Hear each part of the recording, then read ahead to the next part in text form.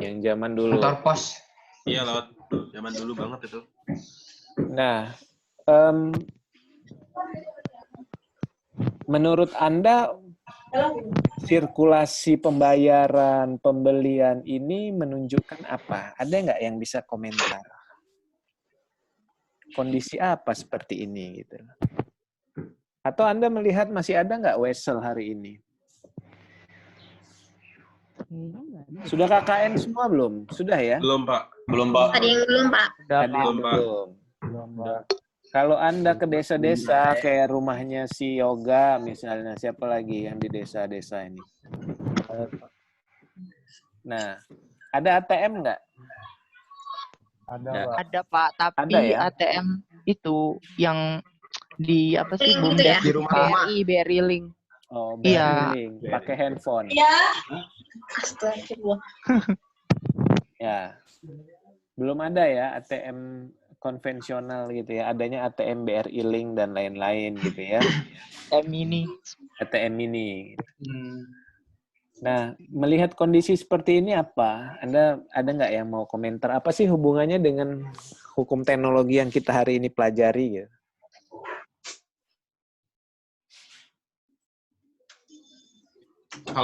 Kalau mengacu pada yang apa namanya yang BRI Link atau yang apa itu gitu Pak, menurut saya kayak sistem apa namanya sistem money circulation itu kayak entah kenapa bisa keakses gitu secara mudah gitu Pak, asalkan kayak kita menuhin beberapa izin tertentu gitu sebagai apa namanya pengelola keuangan gitu maksud saya. Nah, soalnya di tempat saya di dekat rumah saya ini kan ada kayak tempat kayak ATM-an gitu loh Pak. Jadi kayak bisa narik duit atau bisa ngirim duit gitu. Tapi bukan ATM, tapi dia kayak ada orangnya. Kayak counter gitu jadinya. Kayak DC berarti itu counternya. Ya, artinya kita bisa lihat ada layanan terpadu untuk pembayaran gitu ya. Iya Pak. Nah, Anda tahu nggak sih masuk uangnya kemana gitu? Nah itu Pak, kadang penasaran Pak. Atau Anda ke Indomaret gitu ya, mau bayar PLN, bayar tiket pesawat, tiket kereta, kan ada tuh layar. Anda tahu nggak sih lari uangnya kemana gitu? Rekening bersama bukan sih Pak? Bukan ya Pak? Rekening bersama. Kenapa orang berlomba-lomba sekarang mau buka ATM ini gitu? Karena ada pajaknya. Ada income-nya Pak. Ada admin. Ada admin. Ya. Oke. Saya coba keluarkan isu-isu dulu ya, baru nanti Anda bisa cerna ya. Anda pernah tidak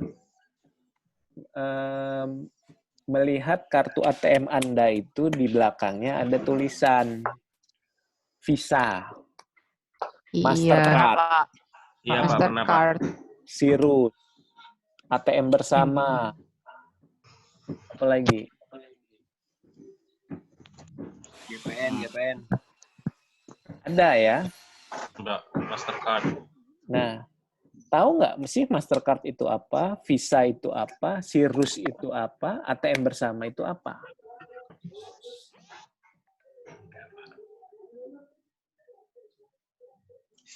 Ada yang mau jawab?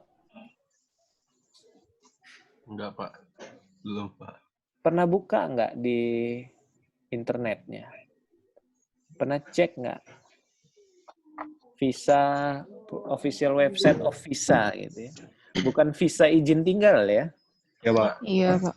Karena ada juga mahasiswa yang jawab. Saya pernah cerita kayaknya ke kalian itu. Belum kayak Pak. Belum kayak Pak. Cerita. Saya cerita ya sedikit ya. Iya, Ini Pak. hukum perdata internasional ketika itu bicara masalah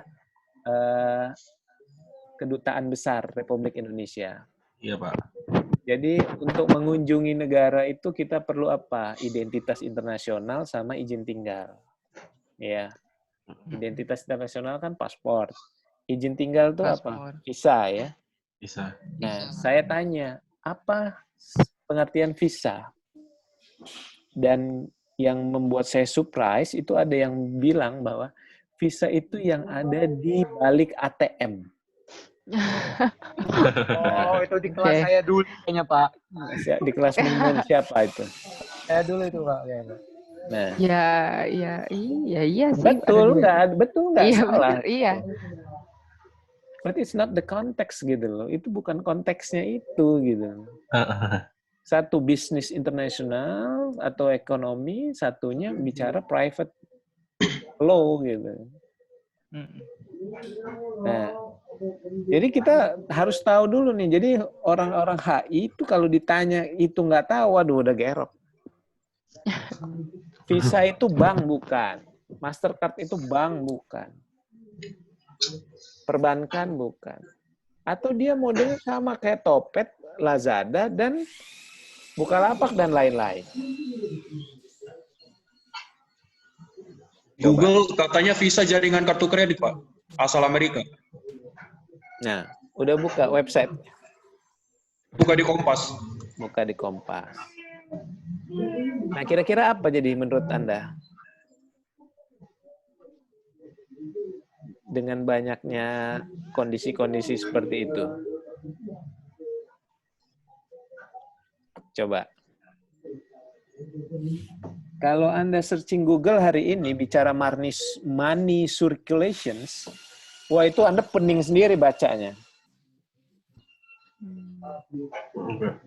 Jadi banyak sekali. Prinsipnya gini ya. Prinsipnya ada pihak-pihak atau multinational company yang bergerak di bidang bukan perbankan, tetapi jasa transit. Pergerakan uangnya, Pak ya? Nah, ada jasa transit. Coba kalau Anda searching Google money circulations on Visa atau Mastercard. Oh, kayak broker-broker gitu ya, Pak? Bukan broker. Itu legal company. Kalau broker kan kadang-kadang ilegal. Ini legal company yang memang disepakati oleh international banking di World Bank untuk melewati itu gitu. Jadi nggak ada ATM yang hari ini nggak punya Visa atau Mastercard di dalamnya. Anda bawa ATM Anda ke luar negeri semua bisa. Gitu. Berarti Visa ini sebenarnya kayak BRI Link tapi versi lebih lebih resmi kali ya, Pak ya? Nah, coba buka web officialnya dari Visa atau Mastercard atau Cirrus. Begitu. Anda cek. Gitu kan. Itu perbankan, itu bank, perusahaan, atau jasa keuangan. Nah, ini kita harus lihat bedanya.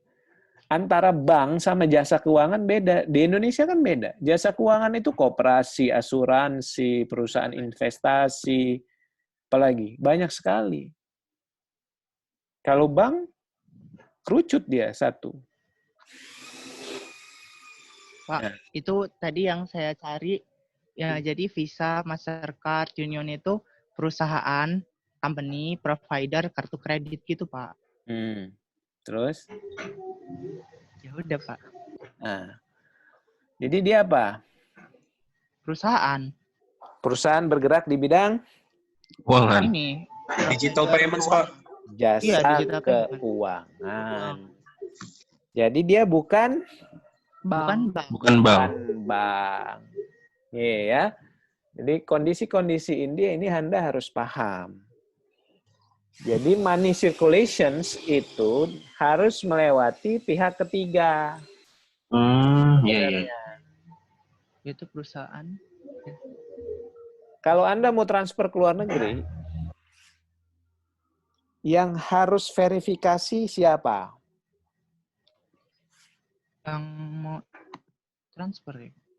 Kalau yang saya dapat dari ini Pak, saya pernah nonton di YouTube money heist gitu tentang pencurian uang lewat bank antar negara gitu. Itu sebenarnya modelnya itu yang saya dapat adalah misal negara Indonesia orang di Indonesia pengen ngetransfer sejumlah uang ke orang di Amerika misal. Nah, itu dari banknya itu ngelakuin ngasih perintah ke bank yang di Amerika sana atau link yang ada linknya itu untuk untuk supaya bisa uangnya diambil gitu loh Pak, atau supaya bisa transfernya di ACC gitu. Jadi untuk pihaknya itu pihak ketiga tuh. Jadi pihak ketiga tuh untuk ngekonfirmasi ulang dan segala macam untuk keamanan gitu sih Pak. Siapa yang konfirmasi? Siapa yang verifikasi? Kalau yang ngekonfirmasi itu, seingat saya kemarin itu pihak bank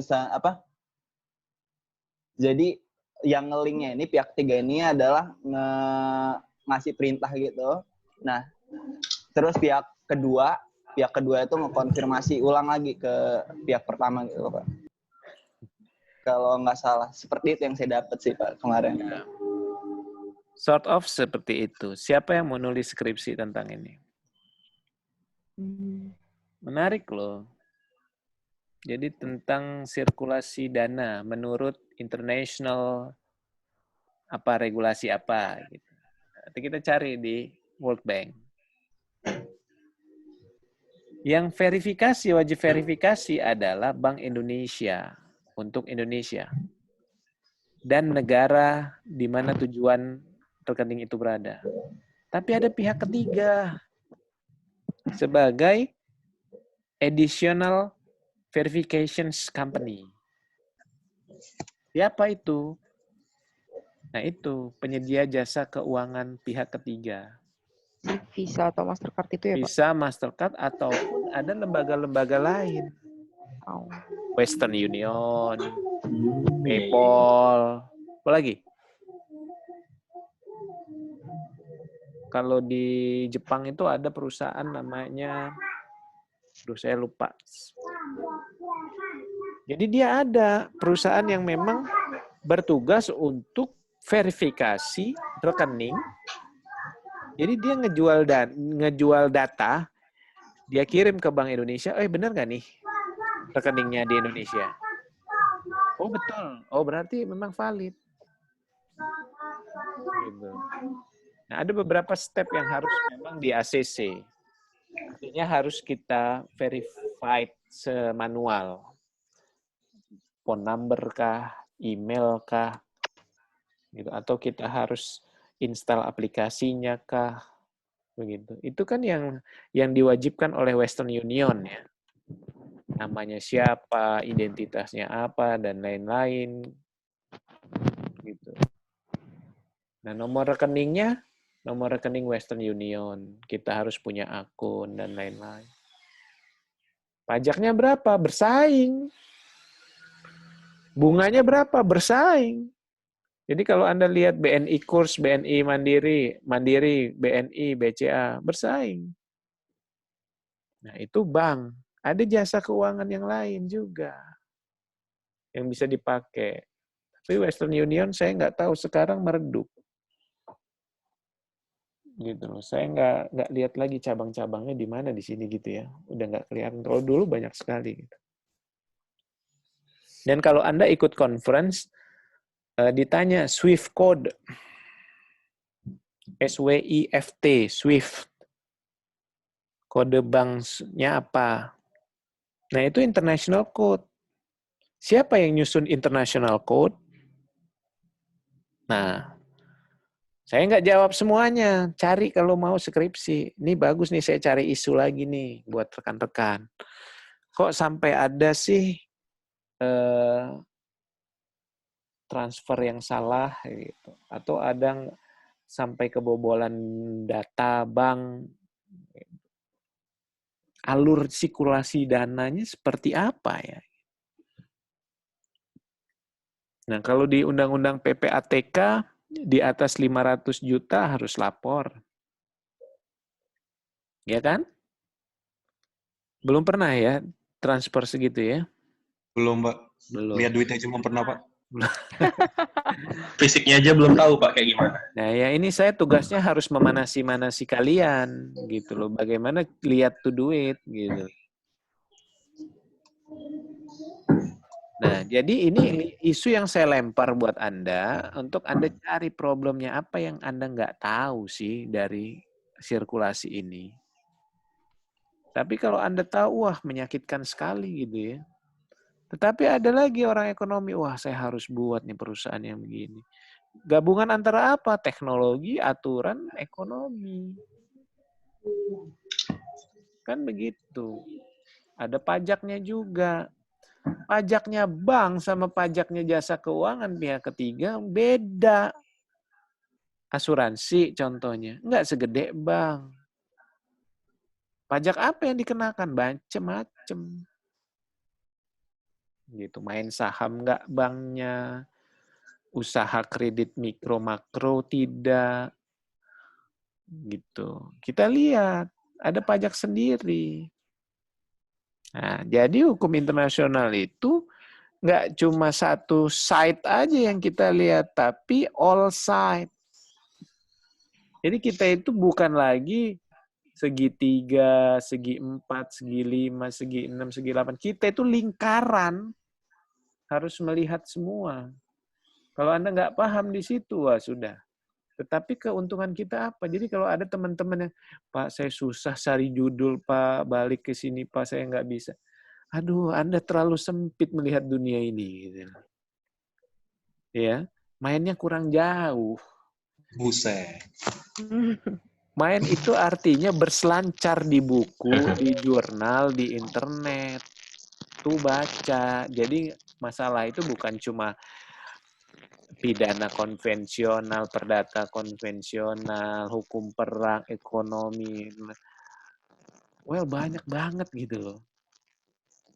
Dia tinggal, jadi kayak kemarin siapa? Ridho ngasih GAM gitu loh. Dok, itu udah basi banget gitu loh. Apa yang mau dilihat? Oh, udah tobat, Pak. Ganti. Nah, ganti, udah, Dok, ganti. Sudah ganti. Ganti, Dok, ganti. Masalah buang mayat di laut. Oke deh, karena case-nya baru. Sebenarnya rules-nya udah ada di ILO itu ya. Di DUHAM juga udah ada, tinggal nanti runut sistematikanya seperti apa. Tapi problemanya apa? Udah ketemu belum, Dok? Itu masalah hukumnya. Jadi, Pak, jadi apa kemarin? Nggak jadi lagi. Nggak jadi. Oke, tentang perlindungan ini. Perbudakan semangat, Ridho.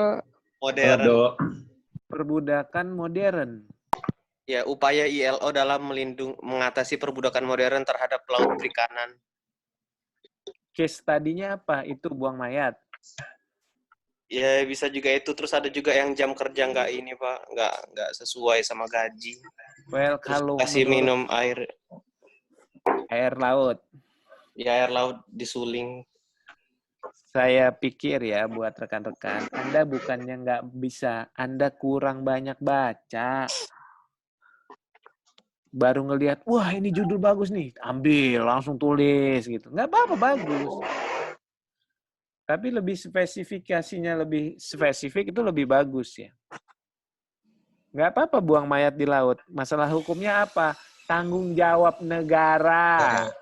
Tanggung jawab perusahaan. Lihat skripsinya Miftah tentang ASEAN Agreement concerning haze pollution, transboundary haze pollution. Lintas pencemaran asap. Tanggung jawab negaranya seperti apa? Tanggung jawab perusahaannya apa? Nah, itu yang dilihat, bukan buang mayatnya. Ya udah pasti dia nggak dibolehin lah. Kalau nggak ada izin. Gitu. Udah ada syarat-syarat tertentu. Nah, itu. Mirja ngasih link apa YouTube nih? Ini Pak yang tadi sirkulasi uang. Iya. Nah, Anda bisa cek deh di situ. Isu yang saya lempar ini. Kalau mau kita diskusi, panjang banget. Tapi saya memberikan itu ya. Poin pentingnya itu gitu ya. Jadi ada lembaga keuangan di suatu negara, tempat verifikasinya cuma satu kalau kita. Apa? Bank Indonesia. Nah, tapi ada jasa pihak ketiga di luar bank. Nah, Western Union menyediakan kredit nggak? Kerja sama bank nggak? Lembaga-lembaga retail, supermarket, segala macam mengeluarkan kartu kredit nggak? Iya, Pak. Ada yang model, Pak. Perusahaan airlines mengeluarkan nggak? Asuransi mengeluarkan nggak? Banyak semuanya. Perusahaan jasa non-keuangan, jasa keuangan yang mengeluarkan kartu kredit. Kerjasama dengan pihak ketiga sama bank. Ya kan? Iya. Anda punya, misalnya kalau biasanya orang tajir punya ya nyokap bokapnya yang punya blue card ya, bukan blue. Black card.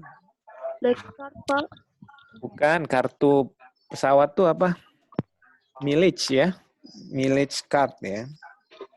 Dari beberapa perusahaan maskapai penerbangan.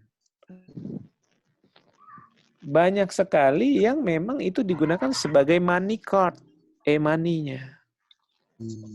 Jadi kalau Anda ke airport, ada lounge-nya, ada ininya, Anda lihat aja, kartu kredit yang diterima ini, gitu, premium, ada yang emerald, ada yang platinum lah, inilah, itulah, aduh nggak ngerti. Gitu ya. Nah, untuk mencapai itu, ya usaha. Gitu. Nah, tapi perputaran uang itu setidaknya Anda sudah paham. Dana itu kemana, mengalirnya seperti apa. Itu teknisnya. Nah, rules-nya apa rules-nya? Nah, itu tugas Anda minggu depan. Oke? Apa tuh, Pak? Iya dong. Percuma saya lempar isu. Masa mau saya jelasin semua gitu loh. Tugas Anda dulu dong cari. Kalau nggak cari, nggak belajar. Nih si Mirja udah kasih bocoran nih tentang arus dana. Karena dana itu kita sebenarnya nggak bisa bicara secara spesifik, tapi bicara secara keseluruhan. Nah, tapi kalau mau ditulis dalam skripsi, dalam jurnal, itu bagus banget. Saya dorong. Kita cari jurnalnya. Gitu loh. Bagaimana perputaran dana, perputaran uang. Anda bayar UKT, masuk ke bank. Apa langsung bisa masuk ke Unila? Rekening Unila? Bisa. Ada nggak yang dipotong? Berapa persentasenya? Kok Bank BRI, BNI kok bisa kasih bus sih ke Unila? Kok bisa kasih mobil Pajero? Kok bisa kasih Alphard? Dapat dari mana untungnya mereka ini? Kan gitu kan? Nah, jadi perputaran ini dia ada rules-nya, ada regulasinya. Undang-undang perbankan sajakah? Apa ada peraturan Bank Indonesia, peraturan Gubernur Bank Indonesia, ada peraturan pemerintah dari Kementerian Keuangan, atau seperti apa? Oke, isunya banyak banget. Munculnya GoPay, pakai electronic money, ada nggak kayak peraturannya? Teknologinya seperti apa? Sekarang bayar cuma pakai barcode. Tahu-tahu udah bayar, masuk kemana? Tahu-tahu pulsa Anda, bukan pulsa, sekarang nggak zaman pulsa ya, GoPay sekarang. Kalau mama minta pulsa, papa minta pulsa, udah garing sekarang. Pelaku pidananya malu sendiri dia. Nah, ada yang baru sekarang isi GoPay, isi Grab, dan lain-lain. Nah, itu masuk kemana dananya? Perputarannya seperti apa? Nah, aplikasinya seperti apa? Verifikasi aplikasinya seperti apa? Nah, itu banyak isu yang bisa muncul. Jadi teman-teman silahkan cari apapun isunya, terserah berkenaan dengan perputaran keuangan. Saya nggak perlu banyak-banyak, deskripsinya hanya 2-3 halaman. Ya. Dan itu bisa dijadikan artikelmu dan dikembangkan jadi artikel. Cari permasalahan yang up to date 5 tahun ke belakang. Jangan sampai lebih dari 5 tahun ke belakang karena basi. Gitu loh.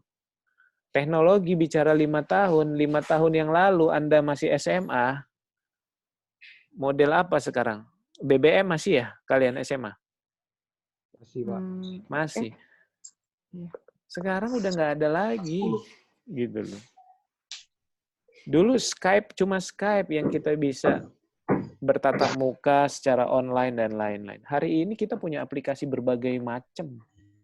Google Meet ada, Zoom ada, yang lain banyak. Nah, saya bayar kemarin akun Zoom ini sekitar berapa dolar ya? $20, $30 untuk 1 bulan. Unlimited. Pakai apa? Pakai kartu kredit. Kartu kreditnya apa? Kartu kredit mana yang ngeluarin? BNI. Kurs yang dipakai mana? Dolar. Jadi yang ngirim siapa? BNI dulu kah? Karena saya belum bayar tuh. Saya bayarnya kan bulan depan. Jadi yang ngebayarin saya siapa dong? BNI. BNI. Iya. Yang verifikasi siapa? Visa atau Mastercard-nya. Saya nggak pernah verifikasi tuh ke Visa atau Mastercard. Saya dapat aja dari BNI ditawarin. Gitu. Berarti yang memasukkan siapa? BNI. BNI. BNI. Nah, jadi kalau Anda punya tabungan banyak sedikit, pasti ditelepon. Halo Bapak Sawaludin, Bapak terpilih sebagai nasabah untuk mendapatkan, sampai bosen gitu kan? Oh iya, Pak. Amin. Kok seneng gitu. Itu bohongan ya, Pak? Betulan. Yeah. Nah, ya jadi Anda cari isu ini, kalau bisa dibuat artikel, nanti tugas akhirnya saya beritahukan kemudian, saya mau minggu depan kita bahas itu. Jadi UAS-nya, minggu depan kita UAS, bukan UAS, minggu depan kita pertemuan terakhir ya. Iya, Pak. Oh, iya, Pak. Dan nanti kalau saya ada seminar, saya share untuk bisa diikuti. Gitu. Yang seminar itu bagus, itu Yaksa Bioterorisme, termasuk COVID-19 di dalamnya, kemudian ada Sharon masalah orang gila. Ya, kesehatan jiwa secara internasional gitu, jaminan hak kesehatan jiwa. Jadi kalau memang mau concernnya ke situ, monggo diikuti. Tapi kalau mau concern yang lain, nggak apa-apa. Jadi pembelajaran. Jadi kalau mau kuliah keluar, itu isu-isu yang unik, yang bisa diterima. Gitu ya. Kalau isu-isu yang umum itu kayaknya jarang mau. Misal, ada yang menulis sewa rahim kemarin, Syawal kan? Di luar negeri itu udah sah belum sih sewa rahim? Nah, kita melihat perbandingan. Ada yang udah, ada yang belum, Pak. Ada yang udah, ada yang belum. Aborsi, perkawinan beda agama, pertahanan dan keamanan, penegakan hukum teknologi. Banyak sekali ya. Nah, tentu juga yang bidang-bidang hukum internasional yang lain ya. Banyak sekali yang bisa kita ambil. Oke, kira-kira itu lemparan isu dari saya hari ini. Semoga bisa dicerna dan dibuat tugasnya. Anda harus baca dulu baru dapat penjelasan dari saya gitu ya. Jangan komunikasi kita jangan sampai satu arah, tetapi dua arah. Daripada di rumah aja nggak ngapa-ngapain kan mending baca. Begitu ya. Oke, ada yang mau tanya? Mau nanya Pak, kalau untuk yang saya ingat mata kuliah ekonomi dan bisnis itu kan masuknya ke ranah privat dalam perdagangan skala internasional. Sorry, motong. Ekonomi bisnis perdata atau HI? Yang perdata ini Pak, cuman saya masuk ke dalam masalah keuangannya ini karena keingat. Jadi dalam perdagangan skala besar itu kan ada yang namanya letter of contract. Jadi kayak uang itu ditahan dulu sama bank dan ada pihak kedua pihak pertama itu yang ngasih buktinya bahwa emang melakukan transaksi sama orang ini di bank tersebut gitu. Itu hampir sama kayak kayak Visa sama Mastercard yang saya lihat kayak gitu. Nah itu kalau ranahnya privat kayak gitu gimana? Ada yang mau jawab? Oke, saya harus jelaskan lebih dalam ya. Ada perbedaan antara letter of contract sama perputaran uang. Ya. Jadi kalau letter of contract itu kan perjanjian ya, perjanjian kontrak. Biasanya dipakai oleh kontraktor-kontraktor yang ada di Indonesia dan di luar negeri ya. Contohnya apa? Misalnya pembangunan rumah sakit Unila. Perusahaan lelangnya siapa? Misalnya Yoga Corporation lah gitu ya, yang ngebangun. Nah, dana Unila termin pertama itu nggak bisa cair. Maksud saya dana itu bisa cair kalau sesuai dengan target yang ada di letter of contract. Nah, tapi Unila sudah simpan dana itu di bank yang ditunjuk. Jadi ketika selesai, Unila cuma kasih cek aja atau tanda persetujuan, mereka bisa mencairkan. Nah, kurang lebih begitu sistematika prakteknya. Nah, tapi kalau di luar negeri, gimana caranya? Kurang lebih sama, cuma badan hukumnya yang beda atau banknya yang beda. Nah, itu perputarannya, prosesnya. Jadi Anda harus bedakan dulu, teman-teman harus bedakan dulu perputaran uangnya sama legal capacity-nya, kemampuan dalam membuat kontraknya itu. Ataupun kontraknya sendiri, atau objeknya sendiri. Gitu, ya? Gitu nggak ya? Iya, Pak. Nah, jadi kita bisa melihat banyak lah ya senior-senior kita itu jadi kontraktor. Jadi dana itu, dana yang dicairkan, misalnya pembangunan rumah sakit, dana yang dicairkan itu dana yang cukup untuk bangunannya aja. Fee-nya belum. Fee-nya nanti ketika selesai. Nah, ditertuang di dalam apa? Di letter of contract. Nah, mencairkan dananya gimana? Pakai cek. Ataupun pakai sistematika atau mekanisme yang lain. Gitu. Tapi dana itu sudah ada di bank yang memang diperuntukkan untuk proyek-proyek besar gitu. Atau dana-dana APBD gitu. Seperti contohnya gaji pegawai negeri gitu ya. Ada nyokap bokapnya pegawai negeri. Dana APBN untuk pegawai negeri itu sudah ada sampai tahun depan. Gitu. Jadi nggak bisa dikotak-katik kecuali dengan komitmen dari Kementerian Keuangan. Gitu. Nyairinya gimana? Kalau sudah ACC, dari siapa? Pihak yang berkepentingan. Siapa? Menteri Dalam Negeri kah? Kementerian manakah? Karena kita di bawah Kementerian Teknologi, Kementerian Pendidikan Tinggi, mereka yang sign, yang ACC Kementerian Keuangan. Nah, begitu ya. Kurang lebih perputaran uang seperti itu. Jadi kita tinggal melihat dari sub yang mana. Negara kah? Kementerian kah? Bank? Jasa keuangan? Pihak ketiga kah? Atau perusahaan pada umumnya? Nah, kita bisa lihat itu.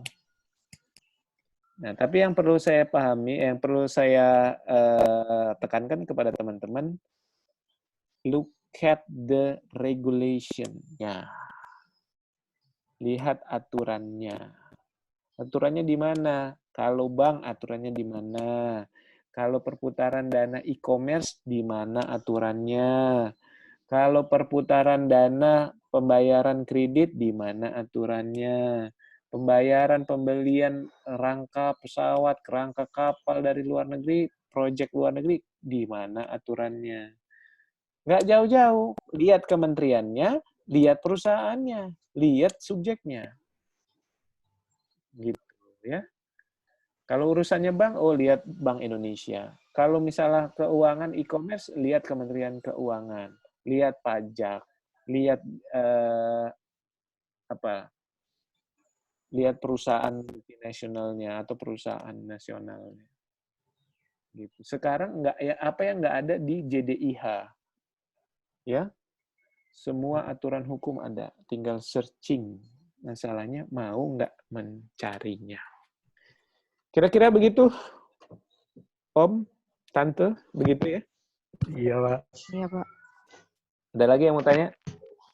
Udah, Pak. Cukup, oke. Semakin panas lah ya. Saya yakin Anda tambah bingung. Gitu. Tapi ya setidaknya sedikit tergambar lah. Oh iya juga ya, oh iya begini. Itu bingung tanda Anda nggak gila. Kalau nggak bingung berarti gila. Ada ciri-ciri Anda menunjukkan gila. Gitu. Ya, Pak. Nah, oke, sekarang saya tutup materi ini. Silahkan kalau ada yang mau tanya di luar materi. Apapun. Kita punya 10 menit ke depan. Sebelum jam 3:10. Chris, tanya Chris. Apaan? Enggak. Pak, kalau skripsi kita masalah tentang hukum internasional tapi ranahnya privat, gimana Pak? Dia nggak publik gitu? Ya nggak ada masalah. Saya tekankan ke teman-teman ya, yang penting ada foreign elements. Apa tuh? Unsur asing. Ada unsur asingnya. Ada yang nulis masalah asuransi pesawat terbang. Apa yang dilihat? Kira-kira unsur asingnya apa tuh?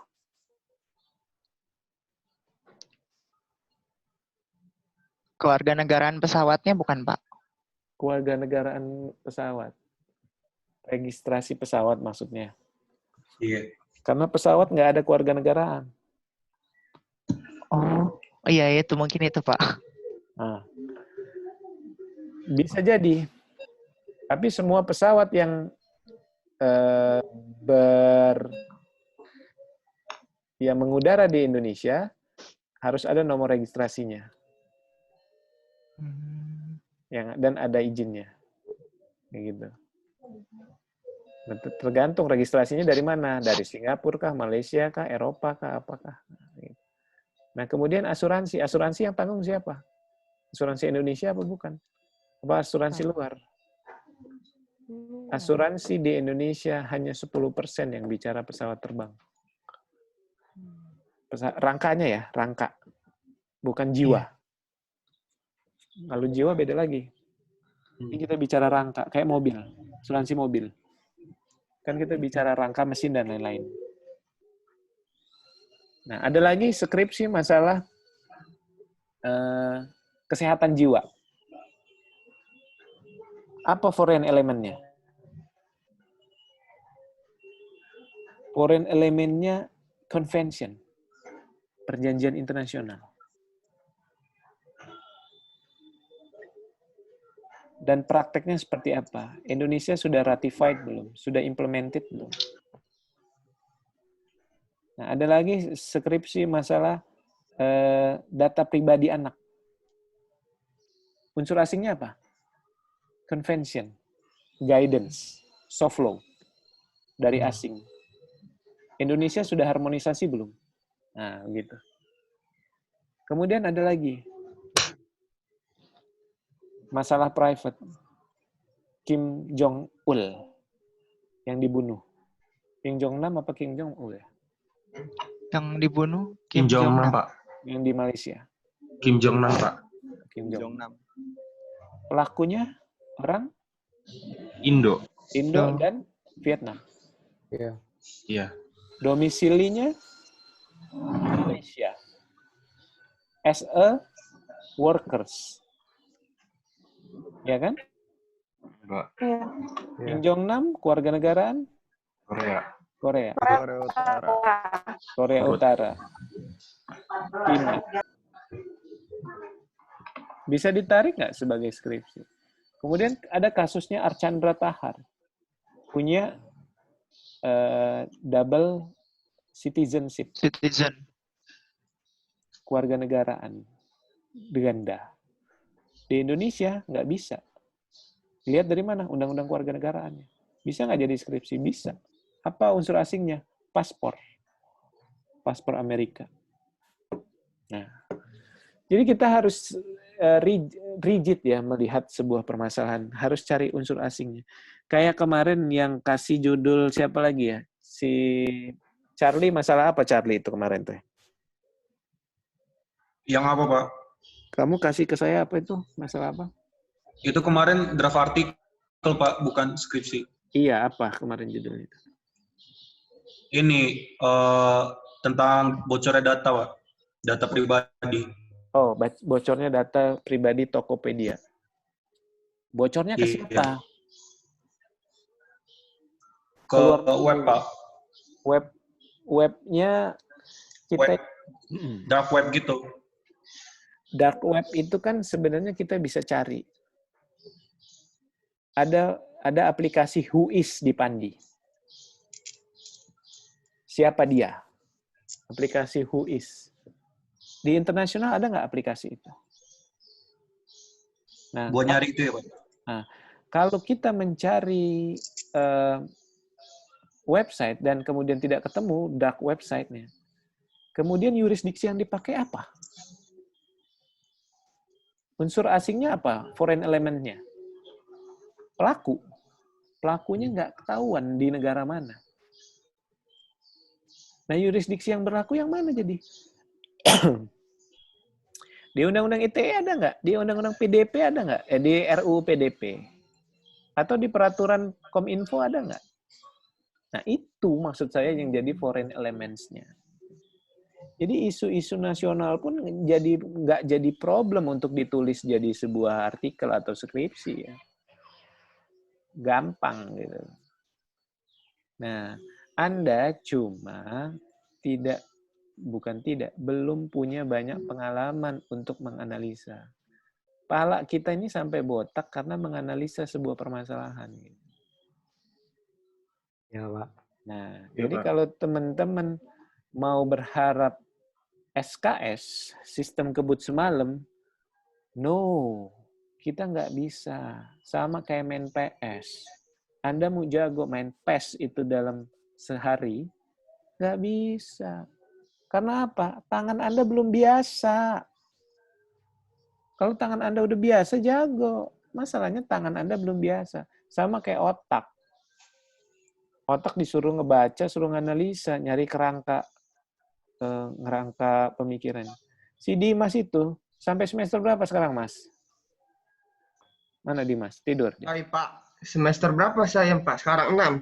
Nah, baru bangun pula dia. Enggak, Pak. Saya ini. Nah, sampai semester 6 dia nulis aja belum benar. Gitu loh. Nah, tapi saya bilang, kalau kalian mau nulis, belajar sistematikanya. Karena dia berapa kali saya jojelin, ini kerangka itu nulisnya begini, background itu harus ada isinya begini, batang tubuh itu isinya begini, pembahasan, conclusion itu isinya begitu-begitu. Nah, coba dia suruh share ke teman-teman gitu. Nah, itu maksud saya ya. Jadi kalau Anda nggak latihan, ya sudah, Allahu a'lam, mau lulusnya kapan gitu kan. Mau bayar UKT lagi, tahu nggak? Oke, itu ya. Ada lagi? Pak, kalau skripsi saya gimana, Pak? Ya skripsimu tuh outline-nya apa gitu loh, ngasih. Ini teman-teman ya, saya Udah bilang dikirim, Pak. Saya bilang itu bukan deskripsi, Mas, Mbak. Saya mau Anda di introduction itu paragraf 1, 2, 3 mau nulis apa. 3, 4, 5 nulis apa. 6, 7, 8 nulis apa. Makanya kursus dulu sama Dimas. Bukan Dimas paling pinter, enggak. Kayaknya dia yang paling banyak pengalamannya kena coret sama saya. Gitu loh. Nah, misalnya saya kasih contoh, di introductions itu nggak perlu Anda tulis banyak-banyak. Tulis ada 7 poin yang mau saya tulis, Pak. Yang pertama, 1, data fakta. 2, pro kontra. 3, referensi hukum. 4, opini. 5, rekomendasi. 6, hipotesa. 7, masalah. Kan gitu kan? Nah, jadi teman-teman nggak perlu juga nulis deskripsi panjang. Kalau saya bilang lanjutkan, tambahkan ini, tambahkan, buat aja dulu. Tapi kalau Anda mau menulis, coba buka YouTube-nya Pak Rudi, menulis paragraf yang benar. Nah, coba dilihat. Pak, siap, Pak. Coba dilihat di situ. Nah, sekarang kita komit sama Pak Rudi dan rekan-rekan yang lain. Oke deh, kalau selama online ini kita nggak bisa sampaikan ke mahasiswa, kita rekam deh, kita upload. Dan nanti kita buka di situ. Nah itu ya, jadi jangan pula Anda tulis banyak-banyak, nanti kena coret dosen. Kenapa? Nggak nyambung paragraf 1 dengan paragraf yang lain. Gitu loh. Paragraf 1, paragraf 2, paragraf 3 ini nggak nyambung kok. Kamu masukin data, langsung kamu simpulkan sendiri, begitu kan? Nah, itu nggak nyambung, makanya lah kena coret itu. Lebih baik belajar dulu 1-2 kalimat sistematikanya. Saya akan menulis ini di awal. Yang kedua, saya akan menulis ini. Ketiga, akan menulis ini. Jadi runut. Gitu. Anda bisa menjelaskan ke dosen pembimbing Anda seperti itu. Tuh, ya. Sama halnya kayak kalian mau nulis legal drafting. Itu ada kuliah saya di hubungan internasional, Anda bisa cek ya di YouTube. Oke, Pak. Nulis buat undang-undang itu sistematis nggak? Sistematis, namanya dulu, orang-orangnya dulu siapa, yang mau dijanjiin apa, dibuat dulu. Pasal 1 tentang nama perjanjian, pasal 2 tentang kewajiban penyediaan barang, ketiga pembayaran, keempat force majeure, kelima dispute settlement, keenam addendum, ketujuh saksi-saksi, sign dan lain-lain. Nah, begitulah Anda membuat skripsi dan artikel. Oke? Oke, Pak. Ya. Ada lagi? Cukup ya? Mungkin cukup, Pak. Tinggal dicoba, Pak. Iya, betul. Baik, kalau sudah saya ucapkan terima kasih. Semoga sehat selalu. Amin, Pak. Jangan keluyuran. Yang nggak masuk-masuk, siap-siap mengulang. Ya. Bilangin ke teman-temannya yang nggak masuk. Nggak ada kebijakan-kebijakan. Walaupun Anda masuk tapi tidur ya, walaupun saya nggak tahu, Allah yang tahu lah ya gitu. Iya, Pak. Iya, Pak, siapa? Nanti yang Anda rasakan itu nanti di dunia nyata gitu. Saya banyak nyesalnya sekarang. Kenapa saya nggak pinter banget dulu ya gitu. Kenapa saya nggak rajin? Kenapa saya sering cabut? Ini baru kerasa sekarang. Menyesal itu nggak ada di depan. Bener tuh kata orang tua. Karena saya udah tua, jadi Anda harus ngomong nggak enak, Pak. Oke, baik. Terima kasih. Nanti kita akan bertemu kembali di seminar dan di materi berikutnya. Kalau ada apa-apa, silahkan WA ataupun di email atau di Google Class. Terima kasih. Nanti akan saya posting di YouTube. Silahkan kalau mau mengulang.